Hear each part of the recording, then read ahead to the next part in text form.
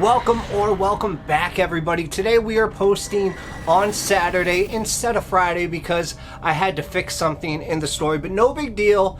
Don't forget, from now on we will be posting every Friday, and occasionally a bonus story depending on your engagement will be out there. Not to mention, I will be dropping a podcast soon, and I will keep you updated on that a little bit later. So what do you need to do today? Well, make sure to find the hidden clue and put what it is along with the timestamp in the comments to get entered into the giveaway.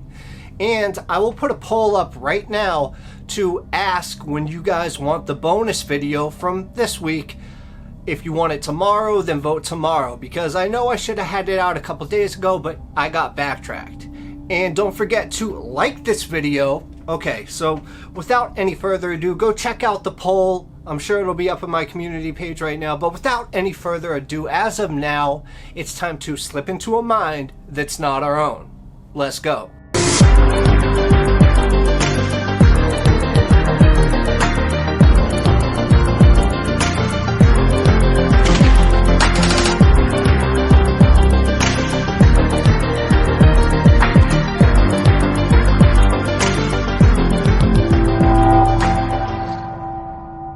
Bill Patterson was the kind of guy that you just couldn't help but love. Sure, I mean, he could be a little loud and crass at times, but Bill had a heart of gold, and his company was always enjoyable. Him and his wife Margaret were living the dream life together. You see, they owned a photo supply store in El Paso, Texas, and that was doing well, and they were the very model of upward mobility. Their home on 3000 Piedmont Drive was stunningly beautiful and equipped with every amenity possible. And as if that wasn't enough, they also owned a boat and a vacation home down in Guaymas, Mexico. Bill drove a new Cadillac and had a considerable investment portfolio. He and Margaret were doing well for themselves. But on the night of March 2nd, 1957, they invited Cecil Ward and his wife over for dinner. Okay, so Cecil owned an auto repair shop called Ward Motor Clinic. And Bill and Cecil had become close friends since Bill and Margaret had arrived in town from Illinois. So after dinner, the two men went to the garage where Cecil helped Bill put a coat of acrylic over his boat. And Bill felt great when he said his goodbyes and made plans to meet up with the group again soon. But sadly, that reunion never happened, because 4 days later, Cecil Ward found Bill Patterson's Cadillac in the lot being driven by Bill's buddy Doyle Kirkland, who owned Duffy Photo Service. These two men were rivals in business, but they were still close friends. Bill was known for putting his friendships ahead of competition. However, even so, it was unclear why Kirkland had possession of his beloved car. He didn't offer any explanation either. So when Cecil questioned Kirkland about it, he quickly changed the topic to the night before when he and Bill worked late on Bill's boat. He then dropped a surprising announcement that Bill and Margaret had decided to take a vacation, adding a list of items for Cecil to fix on the caddy. And Cecil was just taken back because Bill hadn't said anything about going on a trip, nor had even Margaret mentioned it. He also found himself wondering what Doyle Kirkland was doing with Bill's Cadillac. Why was he paying for modifications to a car that wasn't his? Something just seemed off here. So Cecil, as a good friend, attempted to reach his friend. But after several attempts to contact them, both at their home and workplace with no reply, he called the police. And when officers arrived at the Pattersons' residence on Piedmont Drive, they encountered a very peculiar case. Dishes from the previous night's meal had been left in the sink. Luggage was still sitting on one of the spare rooms, and none of the utilities had been disconnected. Even Tommy, their beloved pet cat, had not been given arrangements for when they were away. It seemed as though they just had suddenly left town. And even more peculiar, about the house that on the refrigerator there was a magnet that said, "Subscribe to Mr. E-Files on YouTube." And the police looked at each other and said, "What is YouTube?" Remember, this is 1957. And that's when I sent them a telegram saying, "Don't worry, a story about you is coming." And at the moment, they were kind of scratching their heads, but they said, "Okay, I guess we'll subscribe to Mystery Files." And just when they thought the telegrams were through, I sent one more and said, "Don't forget to like and turn on your notifications." They humbly agreed, and I neoed my way back to the future. But seriously, the police leaned towards believing that possibility rather than something more sinister occurring. Cecil was then swarmed with questions about the Pattersons.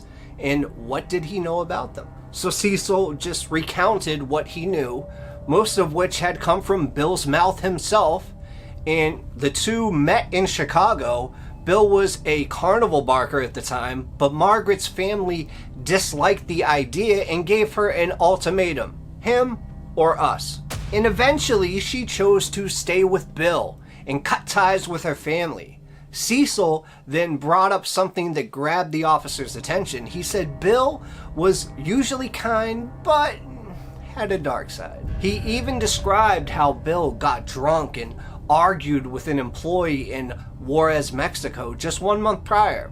Now, what was the reason for their squabble? You see, the waiter refused to serve Esteban Arroyo Morfin.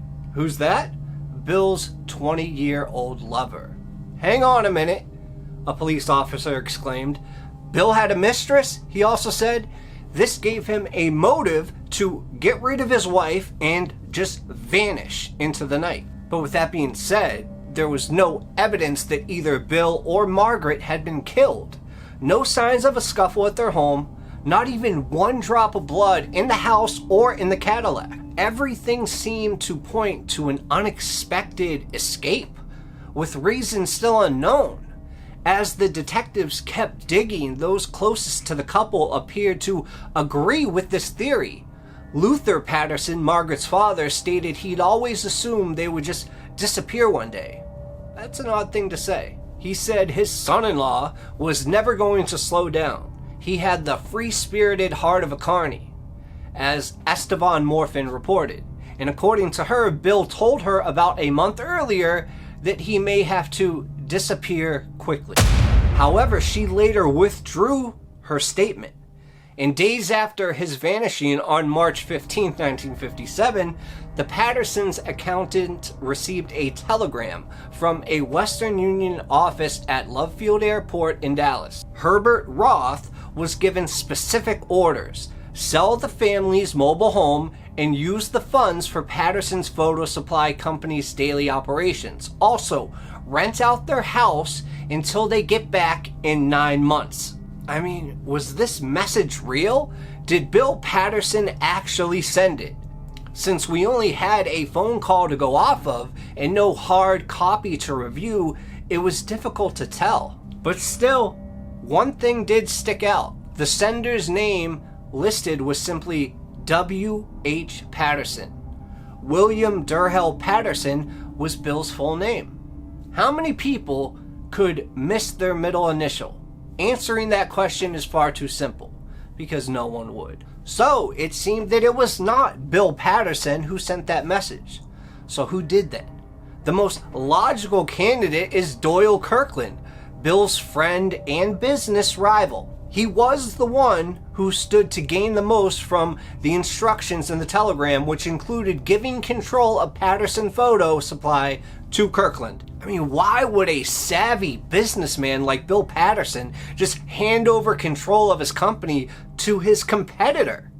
The police had certainly asked Doyle Kirkland about this, but he must have provided satisfactory answers since, because suspicion of him has dropped off. As for the Pattersons, they were declared dead in 1964 after having gone missing 7 years prior.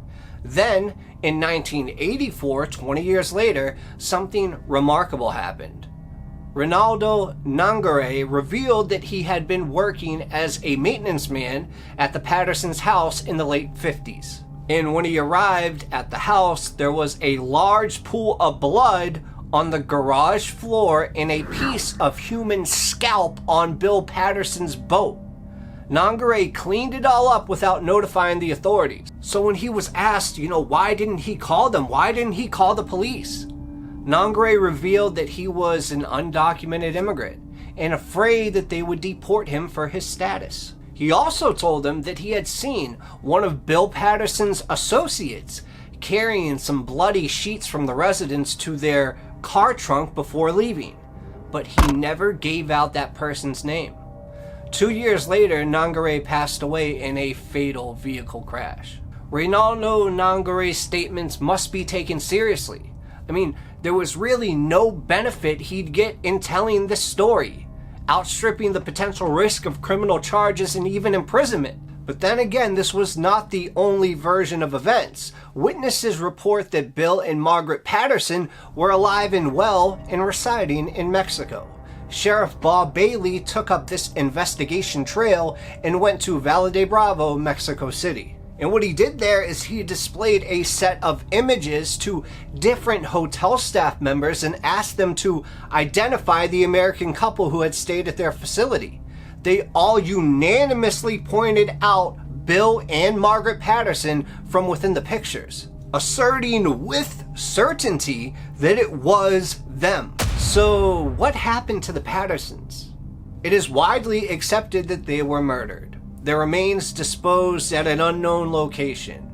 Who committed these heinous acts though? Most believe it was Doyle Kirkland, though others may have been involved, such as the person Reynaldo Nongare refused to name. Possibility number 2 is that Bill killed Margaret and then disappeared. Or vice versa. Margaret found out about her husband's infidelity and then shot him in the head and then took off.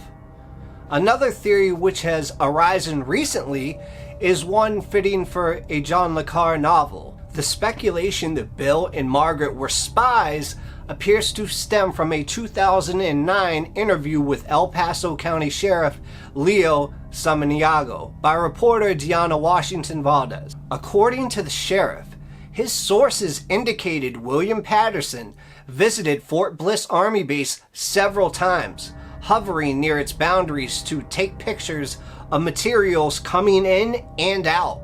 No unexplained disappearance would be complete without an odd or conspiracy angle. Some suggest that the Pattersons were abducted by aliens and whisked away in a flying saucer. This is one of those times I don't think that's true. But this story is for you to give your opinion in the comments of what happened. Because whatever occurred at 3000 Piedmont Drive on that fateful April night, the curious case of Bill and Margaret Patterson's disappearance continues to bewilder us. That's all I have for you today. Make sure to check out the community tab for when you want your bonus episode, and make sure to get this up to 50 likes. I love you all. Thank you so much. I'll see you next time, and cheers.